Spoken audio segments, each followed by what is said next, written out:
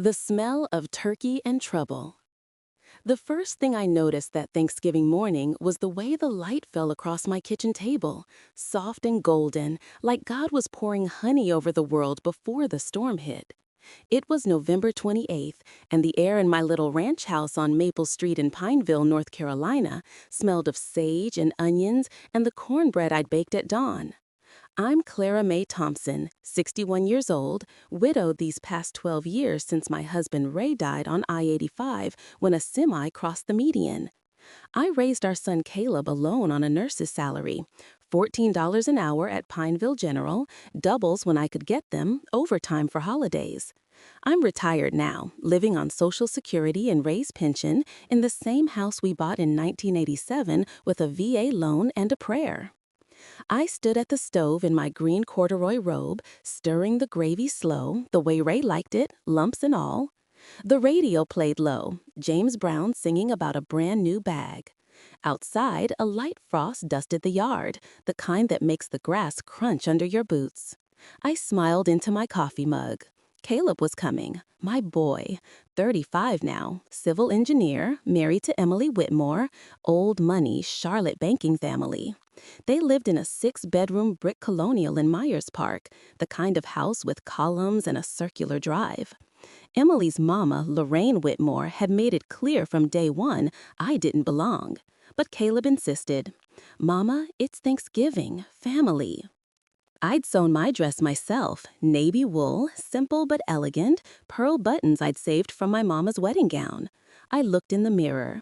Gray hair pulled back in a neat bun, lines around my eyes from too many night shifts, hands rough from bleach and bedpans, but my back was straight, my chin high. Caleb picked me up at noon. His new SUV smelled of leather and Emily's perfume. He hugged me tight. "Happy Thanksgiving, Mama." "Happy Thanksgiving, baby." Emily sat in the passenger seat, blonde hair perfect, diamonds flashing. She smiled, tight. "Hi, Mrs. Thompson." "Clara's fine sugar." The drive to Myers Park took 40 minutes. We passed my Pineville, cracked sidewalks, corner stores, church steeples. Then Charlotte's suburbs, manicured lawns, BMWs, gates. Lorraine's house sat at the end of a cul-de-sac, white columns, wreaths on every door, a fountain in the drive shaped like a swan. Inside smelled of turkey and money. The dining room table was set for 20, china, crystal, silver. Lorraine stood at the head, tall, elegant, pearls like golf balls. She hugged Caleb, kissed Emily, looked me up and down. "Clara, you made it." I smiled, wouldn't miss it. We sat, Caleb beside me, Emily across, Lorraine at the head, her husband, Dr. Whitmore, at the foot, quiet, always quiet. Cousins, aunts, uncles, friends, the table groaned with food. Turkey, ham, stuffing, cranberry sauce shaped like the can, sweet potato casserole with marshmallows, green beans with almonds, rolls, 3 kinds of pie. Grace was said, plates asked, conversation flowed, football, stock market, the new golf club. I ate quiet, smiled when spoken to. Lorraine watched me like a hawk. Then it happened. The soup course, butternut squash steaming in white bowls. Lorraine ladled it herself. She walked to my end, smiled sweet.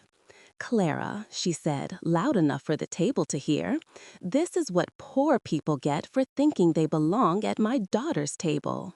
She threw the bowl.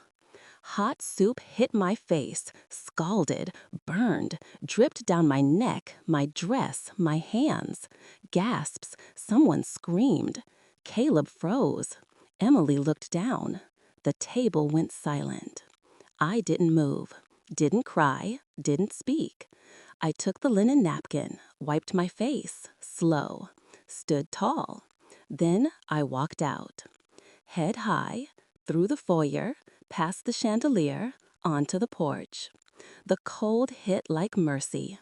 I pulled out my phone, dialed the number I'd saved 6 months ago.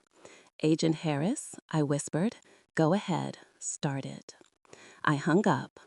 Behind me, the door opened. Caleb. "Mama." I turned. "Go back inside, son. This ain't your fight." He hesitated, then went. I stood on the porch. Snow started to fall, light, soft. I looked at the sky, thanked God for the burn, for the strength, for the truth. Because Lorraine Whitmore was about to learn what happens when you throw soup at a The woman snow who's started already falling the survived minute I hell. stepped off Lorraine's porch, soft and silent, like God was laying a blanket over the world to hush what was coming. I stood under the portico lights, soup cooling on my skin, burning less with every breath. My navy dress clung to me, ruined. My scalp throbbed. My ears rang with the echo of Lorraine's laugh and the stunned silence that followed. I didn't cry, I didn't scream. I just pulled my coat tighter, walked to Caleb's SUV, and sat in the back seat like I was waiting for church to let out. Caleb came running 10 minutes later, face pale, tie askew. "Mama, I'm sorry, I didn't." "Drive," I said, voice steady. "Take me home." He hesitated, then got in. Emily sat in the passenger seat, silent, hands folded tight. The engine roared. We pulled away from the mansion, past the Swan Fountain, past the wreaths, past the life I'd never fit into. The drive to Pineville was quiet. Snow thickened, wipers swished. Caleb kept glancing in the rear view. "Mama, say something." I looked out the window. "You married into money, baby, not into family." Emily flinched. He swallowed. "Lorraine's always been intense, but throwing soup? That's evil," I finished. "Pure evil." We pulled into my driveway at 3:17 p.m. The little ranch house sat warm under the snow, porch light glowing, the plastic reindeer Ray bought in '95 still standing guard. I got out. Caleb followed. "Mama, let me come in. Explain." "No explaining today." I touched his cheek. "Go home to your wife. Love her. But remember who raised you." He nodded, eyes wet, got back in the SUV, drove away. I walked inside. The house smelled of cornbread and pine from the little tree in the corner, real, 4 feet tall, ornaments from Caleb's childhood. The nativity on the mantle was missing a wise man. Ray dropped it the year Caleb was born. I kicked off my shoes, peeled off the dress, stood in my slip in front of the hallway mirror. My reflection stared back, gray hair plastered with soup, welts rising red across my cheeks, eyes older than time. But still me, still Clara May, still the woman who'd buried a husband, raised a son, and never once let the world see her break. I walked to the kitchen, put the kettle on, not for tea, for cocoa, the good kind, with real milk and vanilla. I needed something warm that wouldn't scald. The phone rang. Agent Harris. "It's done," he said. "Warrant signed. Raid at 6 a.m. tomorrow. Whitmore Financial, Lorraine's office, her home. We've got wiretaps, bank records, emails, embezzlement, tax fraud, money laundering through shell companies in the Caymans. Over 12 million. I stirred the cocoa. "And Emily?" "Knows. Afraid to talk. We'll offer immunity if she testifies." I nodded. "She will." "How you holding up?" "Like a rock," I said. "But rocks crack too." He chuckled. "See you tomorrow, Clara." I hung up, drank the cocoa, burned my tongue, didn't care. I went to the attic, opened the box labeled Caleb. Inside, baby shoes, report cards, the ultrasound photo from when I was 6 months pregnant, and the folder. Thick, manila, labeled Whitmore. I'd started it a year ago, after the engagement party, when Lorraine looked at my Sunday dress and said, "We're so grateful Caleb has risen above his circumstances." I'd smiled, then gone home and started digging. First, the whistleblower, a junior accountant at Whitmore Financial, fired for incompetence, sent me an email, anonymous, attached spreadsheets, missing money, fake invoices. I printed them, saved them.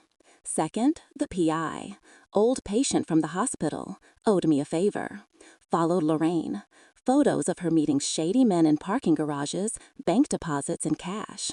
I paid him in casseroles and cash. Third, the recordings. Caleb's phone. I'd cloned it 6 months ago. Guilt ate me, but fear ate harder. Lorraine's voice. Once the marriage is legal, we cut the mother out. She's a liability. Emily's silence. I sat on the attic floor. Snow tapped the window. I read until my eyes burned. Then I heard it. A car in the driveway. Headlights cut through the dark. Door slammed. I went to the window. Caleb's SUV and another car. Emily got out. Alone.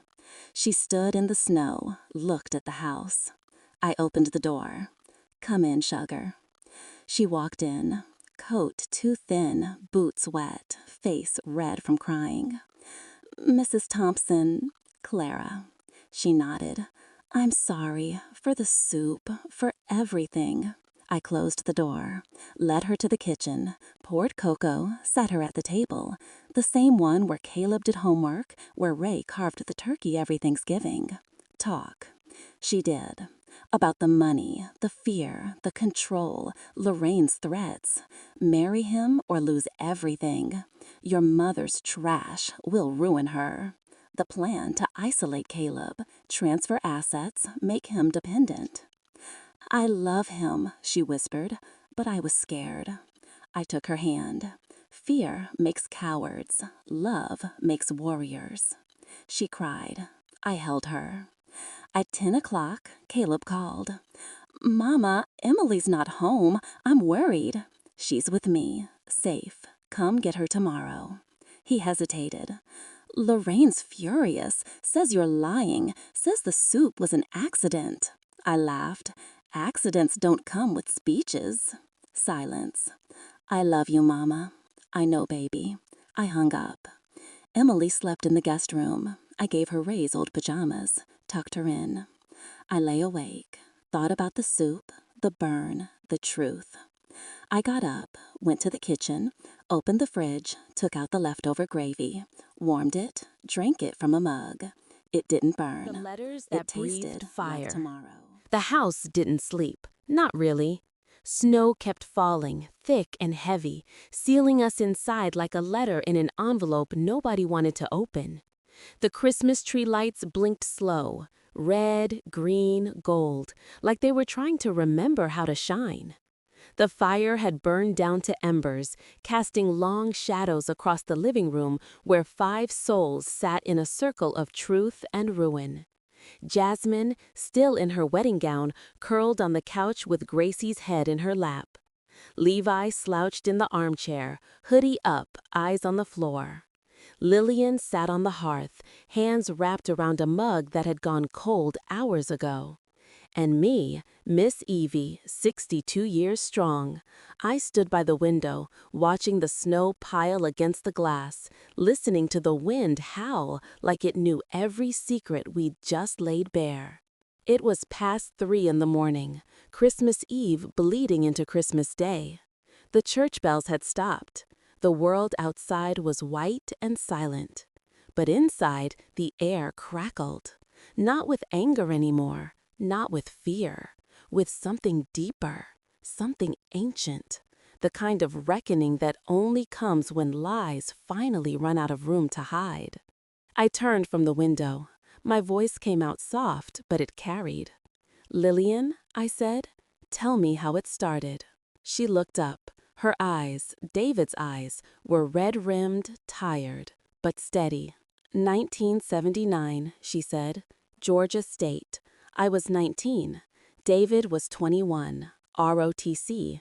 Handsome, funny, said he wanted to be a hero. She smiled, small and sad. We met at a fish fry behind the student center. He kissed me under the magnolia tree, said I tasted like summer. Jasmine stirred. Daddy? Lillian nodded. Your daddy. He asked me to marry him 6 months later. I said yes. Then he shipped out. Basic training. I found out I was pregnant. Levi. She glanced at the boy in the hoodie. Wrote him every day. He wrote back at first. Then the letters slowed. Then stopped. Last one said, I met someone. She's good. I'm sorry. I walked to the mantel, picked up the teacup, the one I never drank from, held it in both hands. That someone was me, I said. Lillian nodded. I know. I didn't then. I waited, had Levi alone, lived with my aunt in Decatur. David sent money, never missed a birthday, never came. Said he couldn't, said it would break her heart. Her, I repeated. The word tasted like rust. I didn't know he married you, Lillian said. Not till Levi was 5. Found the wedding announcement in the paper. Roseanne Washington weds David Caldwell. I cried for 3 days. Then I stopped. Raised my boy. Had Gracie. Kept waiting. Gracie sat up, rubbed her eyes. Is Miss Evie my grandma too? Jasmine's breath hitched. I knelt in front of the child, tucked a curl behind her ear. Honey, I'm whatever you need me to be. Levi spoke for the first time, voice low, rough.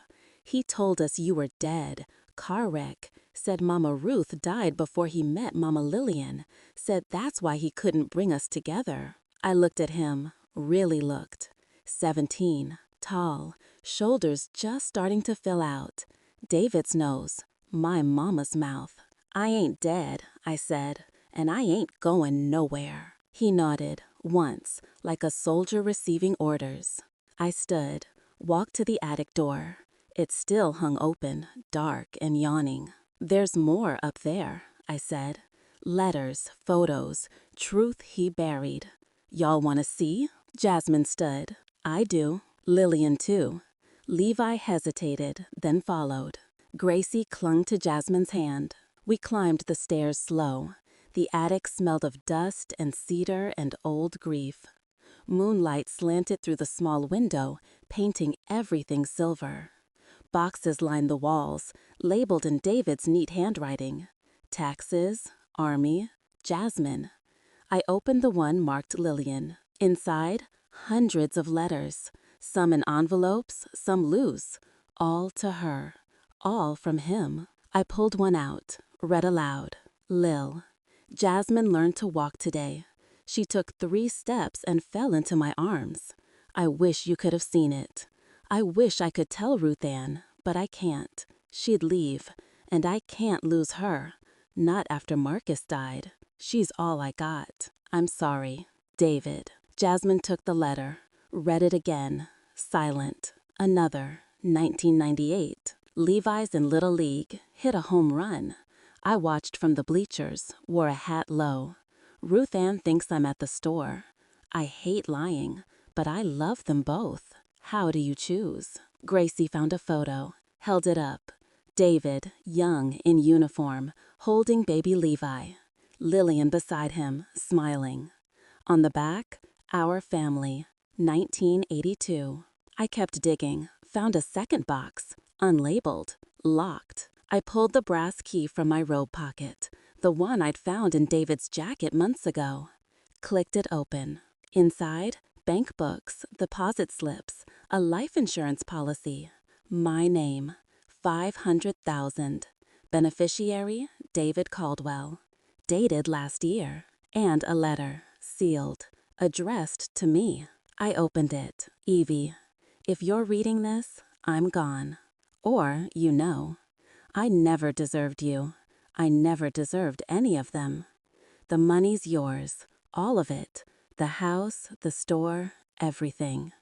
I tried to fix it, tried to tell you, but I was scared. Forgive me, or don't. I loved you most.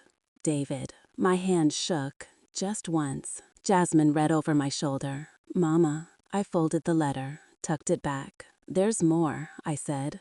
Downstairs, in the safe. We went down. I opened the false bottom in the china cabinet, the one Marcus built. Inside, a flash drive, labeled D&T. I plugged it into the laptop on the kitchen counter. Audio files, dozens. I clicked the first. Trenton's voice. Mama, once the trust hits, we stage the accident. Black ice, I-20. She'll be driving home from the firm. Easy. Delphine, laughing. And the cafeteria lady? She'll be too broken to fight. We'll say she's senile. Get power of attorney, liquidate everything. Another file, video, grainy, hotel room, Delphine and Trenton, kissing, planning, counting money. Jasmine covered her mouth. Levi cursed under his breath, the first real emotion he'd shown. Lillian sank into a chair. I closed the laptop. This, I said, is what they planned. Not just to kill you, baby, to erase me, to take everything your daddy and I built, everything I bled for. Gracie started crying, quiet, scared. Jasmine picked her up, held her close. I'm sorry, Levi said. To me, to Jasmine. I didn't know. He just said, send the money, keep quiet. Said it was for college. I walked to him, put a hand on his shoulder. You're not him, I said. You're better. He nodded, tears in his eyes. The power surged, lights flickered, came back on full. The Christmas tree blazed, the nativity glowed. The teacup on the mantel caught the light, cracked but whole. I looked at the clock, 5:17 a.m. Dawn's coming, I said, and with it, David. Lillian stood. She's coming here? He always does, Christmas morning. Brings donuts from Sublime. Says it's tradition. Jasmine's eyes hardened. Let him come. We waited. The snow stopped just before 6. The world outside was white and clean, like it had been washed. Headlights cut through the dark. David's truck. He got out, carried a pink box, walked slow, like a man going to his own funeral. He opened the door without knocking, stopped, saw us all. The box fell. Donuts rolled across the floor. Evie, he whispered. I stood in the doorway, arms crossed. Merry Christmas, David. He looked at Lillian, at Levi, at Gracie, in Jasmine's arms. I can explain. No, I said. You're done explaining. Now you listen. I stepped aside. FBI agents filled the doorway. David Jr. behind them. David Caldwell, the lead agent said. You're under arrest for conspiracy to commit fraud, insurance fraud, and accessory to attempted murder. David didn't fight, just looked at me. I loved you, he said. I looked back, steady. I know. They cuffed him, let him out. The door closed, silence. Then Jasmine spoke. Mama, what do we do now? I looked at the family in my living room. Broken, beautiful. Now, I said, we open presents. We did. Gracie got a doll. Levi got a Georgia Tech hoodie. Lillian got a necklace, my mama's pearls. Jasmine got the veil, cleaned, pressed, perfect. And me? I got the teacup. I filled it, drank. It didn't burn. The pink box lay on its side like a wounded bird, lid half open, powdered sugar dusting the hardwood in soft white clouds. Donuts had scattered everywhere, one jelly-filled oozing red onto the rug, a glazed one cracked in half, a chocolate-frosted one rolling slow toward the Christmas tree like it was trying to escape. The smell of yeast and sugar hung heavy in the air, mixing with the pine and the cold that had followed David in. I stood in the doorway between kitchen and living room, arms still crossed, watching the man I'd loved for 31 years being led away in handcuffs. His boots left wet prints on my floor. The agents' voices faded down the porch steps. The truck door slammed. Engine started. Tires crunched snow. Then nothing. Just the donuts and us. Gracie broke the silence first. She slid off the couch, patted over in her sock feet, and picked up the jelly donut, held it up like evidence. Can I still eat this, Miss Evie? I looked at her, 8 years old, gap-toothed, David's eyes in a face that had never known him as anything but a check in the mail. My heart cracked open, but I smiled. Wash your hands first, sugar, then yes. She grinned and ran to the kitchen. Levi followed, hoodie still up, but his shoulders weren't as tight. Lillian stayed on the hearth, staring at the empty doorway like she expected David to walk back in and say it was all a joke. Jasmine stood beside me, wedding gown trailing, veil in her hands like a surrender flag. Mama, she whispered, what do we do with the mess? I looked at the donuts, at the sugar, at the footprints, at the life that had just been upended in my living room on Christmas morning. We clean it, I said. Then we eat. We did. I got the broom, Jasmine got the dustpan, Levi carried the box to the trash. Lillian wiped the rug with a damp cloth. Gracie washed her hands and ate her donuts standing at the counter, jelly on her chin. We moved like a family that had always belonged together, like the years of separation had been a bad dream we were finally waking from. When the floor was clean, I opened the fridge, pulled out the ham I'd baked yesterday, the macaroni I'd made from scratch, the collards slow-cooked with smoked turkey, the cornbread in the cast-iron skillet. I set the oven to warm. Lillian found the plates. Jasmine set the table. Levi carried chairs from the dining room. Gracie folded napkins into little trees. We ate at 7:03 a.m., Christmas morning. Snow still covered the world outside, but inside, the kitchen glowed. The radio played low, Mahalia Jackson singing Sweet Little Jesus Boy. We passed the food, said grace, held hands. Lillian spoke first. I never had a Christmas like this. Jasmine squeezed her hand. You do now. Levi ate 3 pieces of cornbread. Gracie asked for seconds on mac and cheese. I watched them, my daughter, my stepchildren, my husband's other life, and felt something shift. Not forgiveness, not yet, but space, room to breathe. After breakfast, we opened presents. I'd wrapped them weeks ago, before I knew, before the tea, before the truth. For Jasmine, a locket with Marcus's photo inside. She cried when she opened it. For Lillian, my mama's Bible, leather-bound, pages soft from years of use. She held it to her chest like it was gold. For Levi, a Georgia Tech hoodie and a savings bond I'd started when he was born. David had told me it was for a nephew. I'd believed him. For Gracie, a doll with braids and a red dress. She named her Ruthie. And for me, Jasmine handed me a small box. Inside, a new teacup, white china, gold rim, no crack. I saw you looking at it in Lenox Square, she said, before everything. I held it, felt the weight, the smoothness, the possibility. We cleaned up, washed dishes, sang along to the radio. The snow started again, soft, lazy flakes. The power stayed on. The tree lights blinked steady. At 9:17, the doorbell rang. David Jr. stood on the porch, snow in his beard, carrying a folder. "Merry Christmas," he said. "Got something for you." We gathered in the living room. He opened the folder. David's talking, full confession, said Delphine masterminded it. He was just the money man, sent the checks, kept the secrets, thought if he paid enough, it wouldn't hurt anyone. I nodded. And the trust? Safe. Jasmine's name only. Triggered yesterday. Legal marriage. Delphine can't touch it. FBI froze her accounts. Trenton's singing too. They're turning on each other. Lillian spoke. What about the kids? Levi and Gracie are David's. DNA confirmed. He's petitioning for custody from jail. Wants them with you, Evie. Says you're the only one he trusts. I looked at the children, at Jasmine, at the tree. They're already home, I said. David Jr. smiled. One more thing. He handed me an envelope. Official, from the DA. Delphine's plea deal. She'll do 15 years. Trenton 10. They want to avoid trial, avoid the headlines. I took it, didn't open it. Tell them yes, I said. But I want one thing. Name it.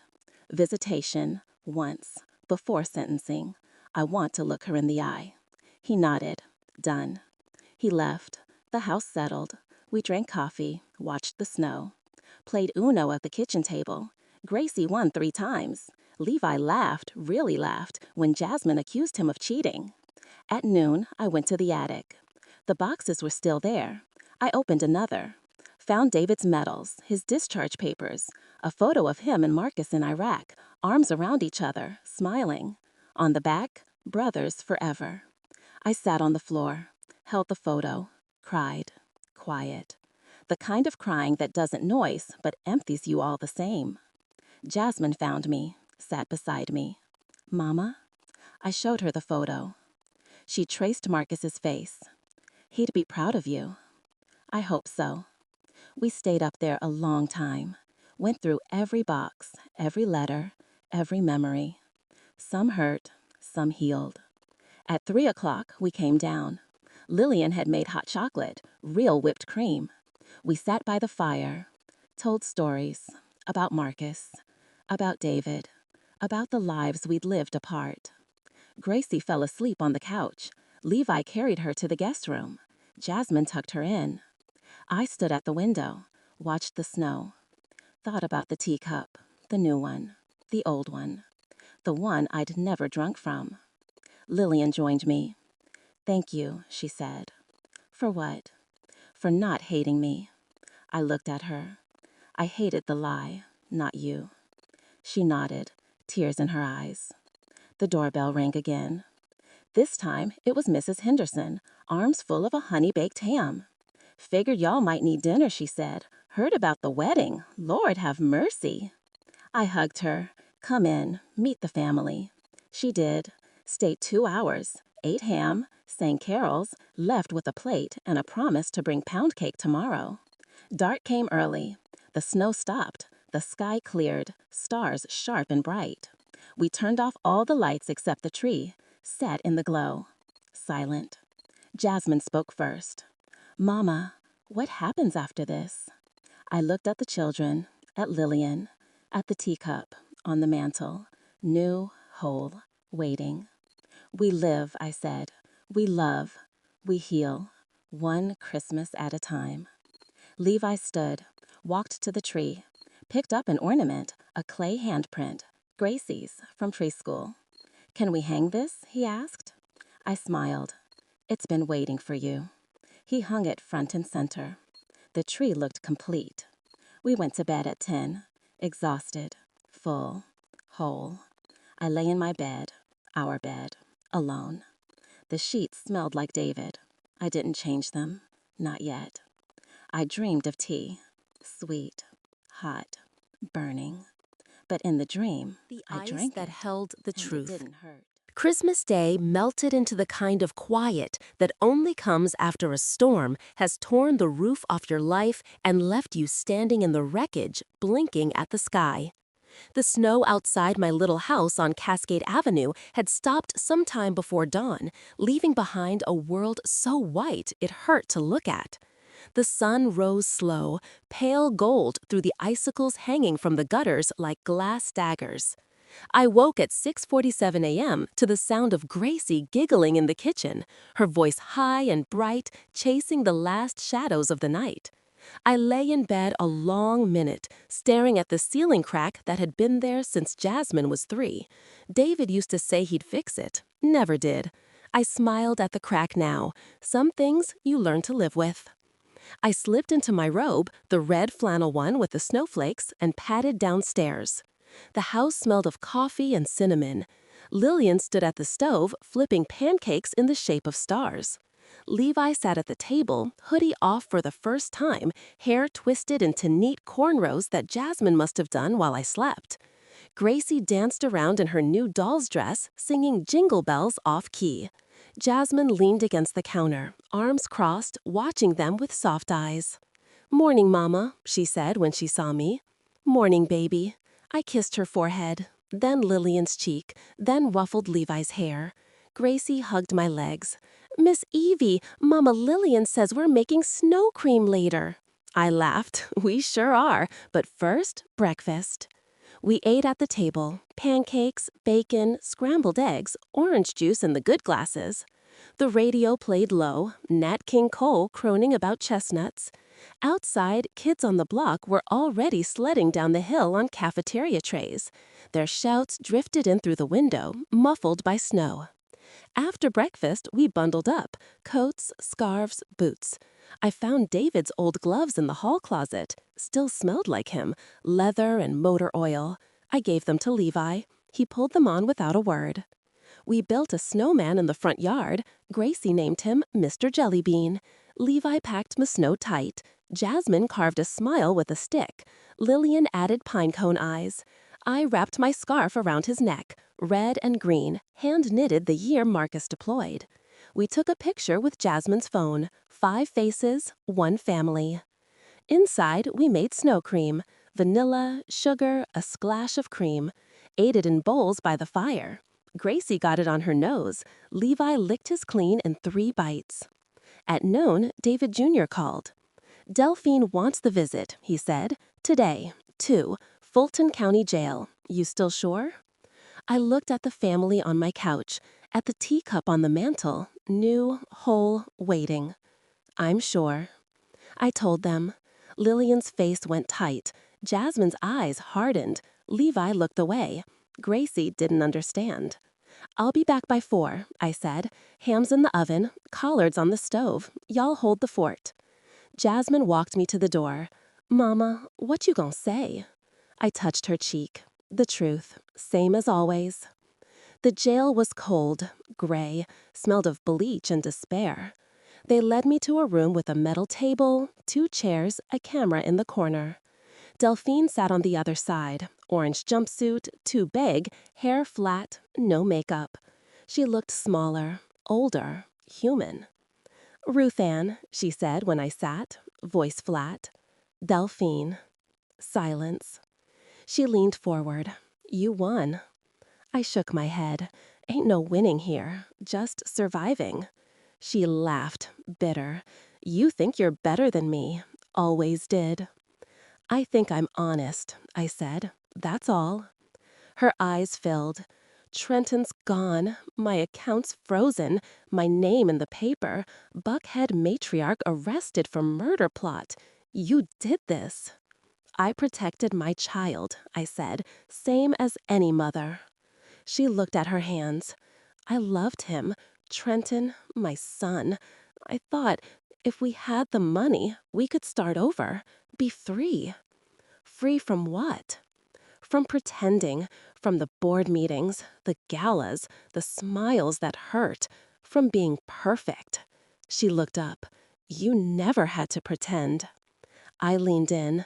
Every day I pretended that my husband wasn't lying, that my daughter was safe, that I was enough. Don't you dare tell me I didn't pretend. She flinched. I stood. 15 years. You'll live. Maybe you'll learn something, maybe not, but you'll never touch my family again. I turned to go. Ruth Ann. I stopped. I'm sorry, she whispered, for the tea. I looked back. I know. I left. The drive home was quiet. Snowplows rumbled past. Kids waved from sleds. I stopped at Millie's Bakery, bought a dozen donuts, glazed, jelly, chocolate, paid with cash. When I walked in, the house smelt of ham and greens. The table was set. Lillian had found the good china. Jasmine had lit candles. Levi had shoveled the walk. Gracie had drawn a picture, stick figures holding hands under a Christmas tree, labeled My Family. We ate at 5, laughed, told stories about Marcus teaching Jasmine to ride a bike, about Levi's first home run, about Lillian's mama's peach cobbler, about the year the Christmas tree fell and we laughed till we cried. After dinner, we watched It's a Wonderful Life on the old TV. Gracie fell asleep on my lap. Levi carried her to bed. Jasmine tucked her in. Lillian did dishes. I sat by the fire, teacup in hand, the new one, filled it with cocoa, drank. At 9 o'clock, the doorbell rang. I opened it to find Trenton. Orange jumpsuit, cuffs, 2 guards. 5 minutes, the guard said. Supervised. I stepped aside. He walked in, looked around, at the tree, the table, the family. Miss Evie, he said, voice small. Sit. He sat on the couch, hands in lap. I'm sorry, he said, for everything. For loving her, for planning it, for hurting Jasmine. Jasmine leaned in the doorway, arms crossed. You don't get to say her name, she said. He nodded. I know. I sat across from him. Why? He looked at his hands. Mama said it was the only way. Said Jasmine didn't deserve it. Said I did. Said love was weakness. Lillian spoke from the kitchen. Love ain't weakness, it's strength. He looked up. Tears. I see that now. The guard checked his watch. Time. Trenton stood. Miss Evie, thank you for not hating me. I stood too. I hate what you did, not who you are. He nodded, left. The door closed. Silence. Then Jasmine spoke. I forgive him. We all looked at her. "Not for him," she said. "For me, so I can sleep." I pulled her close. "That's my girl." We went to bed at 11. The house settled. Snow creaked the roof. The tree lights blinked slow. I lay awake, thought about the teacup, the old one, the new the one I'd never drunk from. I got up, went to the kitchen, opened the cabinet, took out the old teacup, the cracked one, filled it with water from the kettle, drank. It tasted like memory, The like crack strength, that let the light like in. tomorrow. The day after Christmas always feels like the world took a deep breath and forgot to exhale. The snow had crusted over into a hard shell that crunched under boots and reflected the sun so bright it made your eyes water. I woke at 5:59 a.m. to the sound of the coffee pot gurgling and the soft clatter of pans. The house smelled of bacon and biscuits and something sweet, cinnamon rolls maybe. I lay still for a minute, listening to the new rhythm of my home, 4 heartbeats instead of 2. Lillian's quiet humming from the kitchen, Levi's heavy footsteps overhead, Gracie's giggle muffled through the ceiling, Jasmine's bed creaking as she turned over. I smiled into the dark. Then I got up. I slipped into my robe and house shoes and padded downstairs. Lillian stood at the stove, stirring grits slow, the way my mama taught me. Wooden spoon, low heat, patience. She wore one of my old nightgowns, hem dragging the floor. Her hair was wrapped in the silk scarf Jasmine gave her last night. "Morning," I said. She turned, smiled soft. "Mornin', Ruth Ann. Coffee's ready." I poured a mug, black, 2 sugars, leaned against the counter and watched her cook. The silence between us wasn't empty anymore. It was full of understanding. "You sleep?" I asked. "Some. Dreamed about David. Young David, before everything." I nodded. "I dreamed about Marcus. He was laughing, said I did good." She smiled again. He always said that. We ate breakfast at the table, grits, scrambled eggs, toast with muscadine jelly I'd canned last summer. Levi came down in the Georgia Tech hoodie, hair still in cornrows. Gracie bounced in wearing the doll dress over pajamas. Jasmine followed, eyes puffy but clear. We didn't talk about yesterday, not yet. We talked about snow cream and sledding and whether the ham would stretch to sandwiches. We talked about church on Sunday and whether Pastor Jenkins would mention the wedding in the announcements. We talked about anything but the teacup that still sat on the mantel, cracked but unbroken. After breakfast, I called David Jr. "Need a favor," I said. "Name it." "David's lawyer. I want a meeting. Today. 1 o'clock. His office downtown." He didn't ask why. Done. I hung up, looked at the family. "I'm going to see him," I said. "Alone." Jasmine started to protest. I raised a hand. "He owes me 31 years. I'm collecting." They nodded, trusted me. I dressed slow. Black slacks, cream sweater, pearl earrings Marcus gave me. The navy coat I'd worn to the wedding, tea stains gone, thanks to Lillian's baking soda magic. I looked in the mirror. 62. Strong. Ready. The law office was on Peachtree, 23rd floor, windows looking out over the city blanketed in white. David sat at the conference table in a gray suit, no tie, hands cuffed to the chair. His lawyer, a young white man with a nervous tic, stood when I entered. "Mrs. Caldwell." "Washington," I corrected. "Always was." David looked up. His eyes were red, beard scruffy. He'd lost weight. "Evie." I sat across from him, folded my hands. "Talk." He swallowed. "I never met. Start at the beginning." He did. Georgia State, Lillian, the pregnancy, the fear, the running, meeting me at the church picnic in '83, Marcus introducing us, the spark, the guilt, the wedding in '85, Jasmine in '89, the lies stacking like bricks. I thought I could keep it separate, he said. 2 lives, 2 families. I sent money, visited when I could, told myself it was enough. It wasn't, I said. I know. Delphine? He looked down.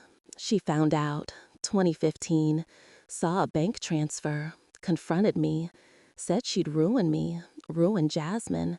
Unless I helped. Said Trenton needed a future. Said the trust was fair game. I was weak. Scared. I said yes. I leaned forward. You planned to kill my child? He flinched. No, never, I swear. I was supposed to delay, stall. I thought if I dragged it out, they'd give up. But they moved faster. The wedding, the accident plan. I tried to stop it.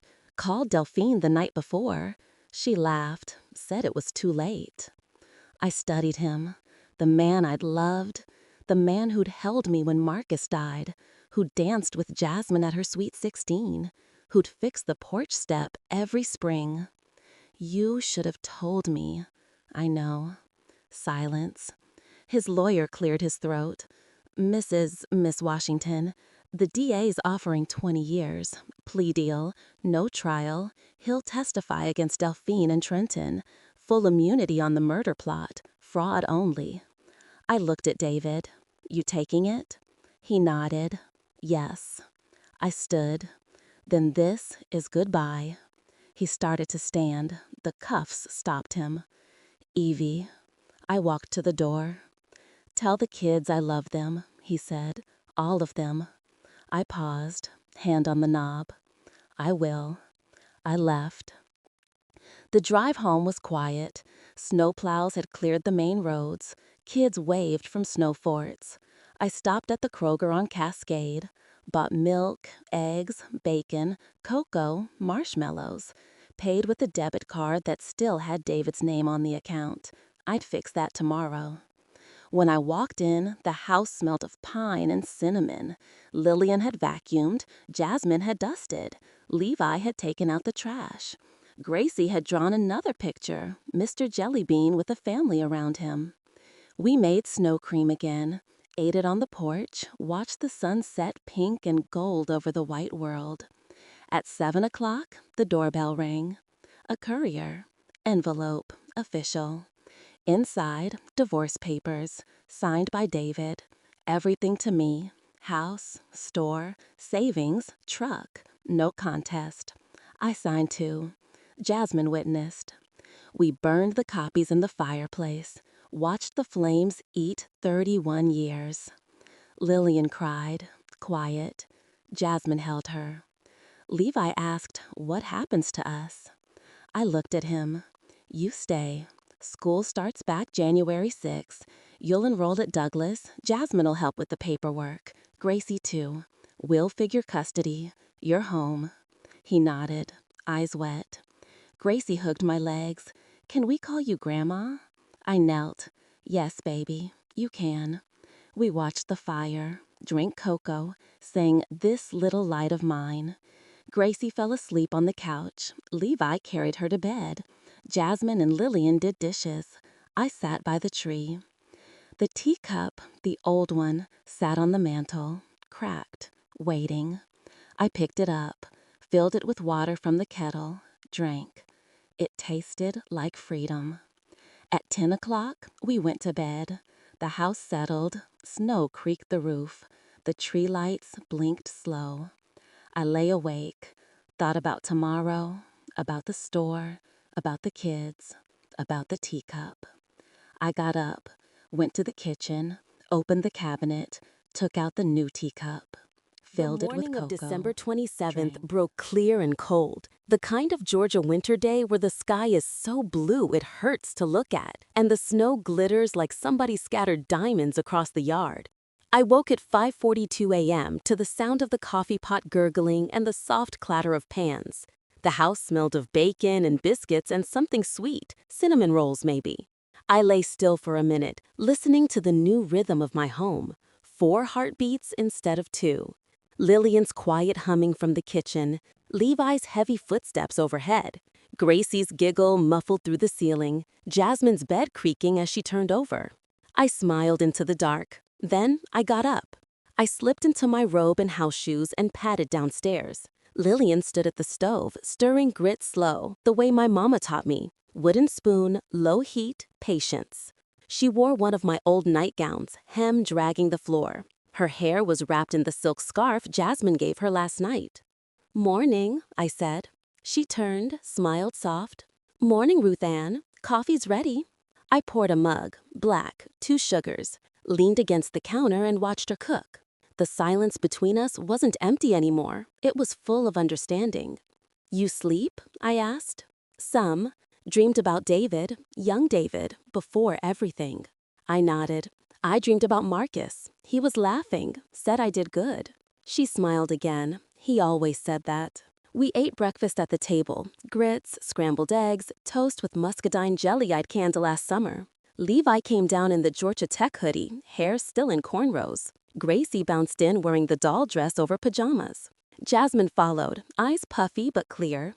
We didn't talk about yesterday, not yet. We talked about snow cream and sledding and whether the ham would stretch to sandwiches. We talked about church on Sunday and whether Pastor Jenkins would mention the wedding in the announcements. We talked about anything but the teacup that still sat on the mantel, cracked but unbroken.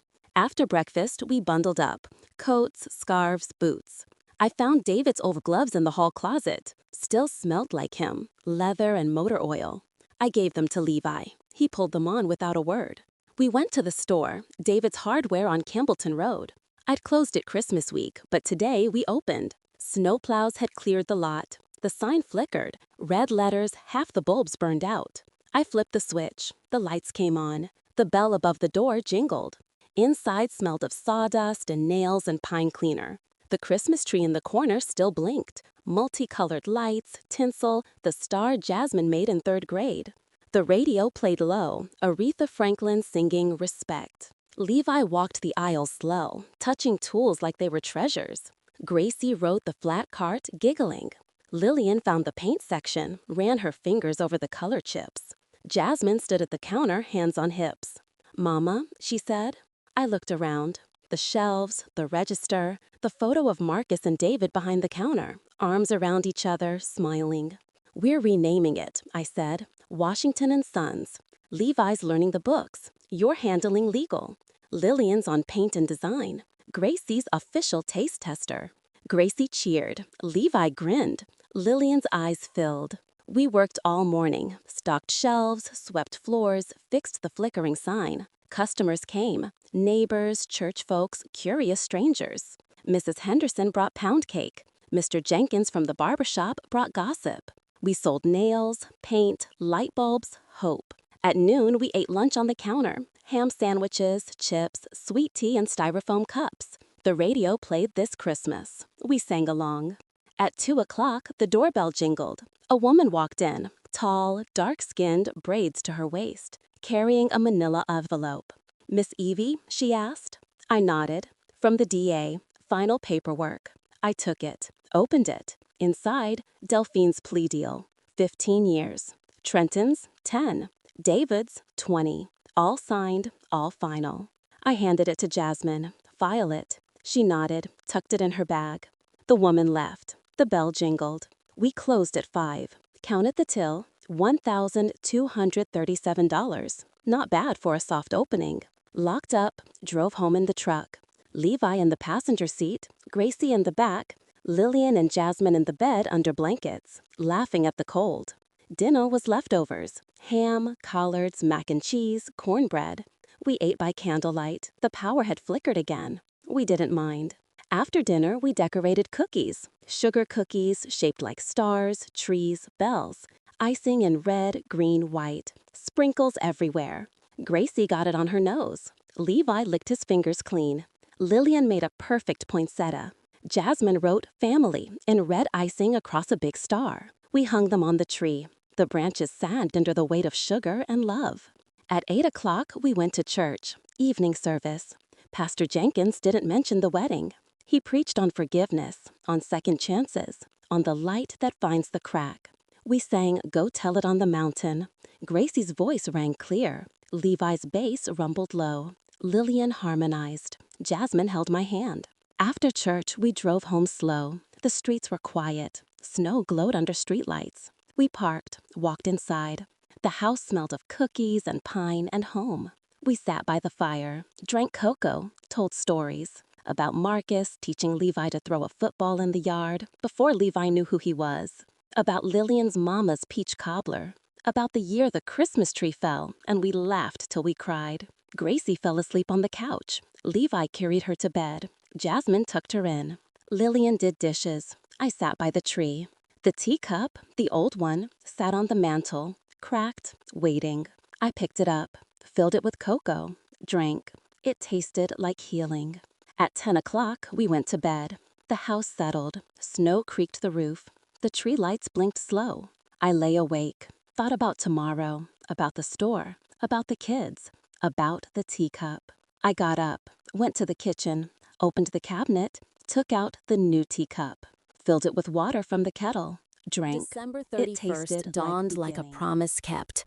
The snow had settled into a thick, glittering quilt over West End, turning every roof into a postcard and every breath into a small cloud of wonder. I woke at 5:11 a.m. to the hush of the furnace and the soft creak of floorboards overhead, Levi pacing, probably nervous about his first official day at the store. The house smelled of pine, cinnamon, and the faint sweetness of yesterday's cookies still hanging on the tree. I lay still for a minute, listening to the new heartbeat of my home. Lillian humming Auld Lang Syne in the kitchen, Gracie's giggle, Jasmine's laugh, the clink of a spoon against a mug. 5 souls under one roof, stitched together by truth, snow, and the kind of love that doesn't need a ring to be real.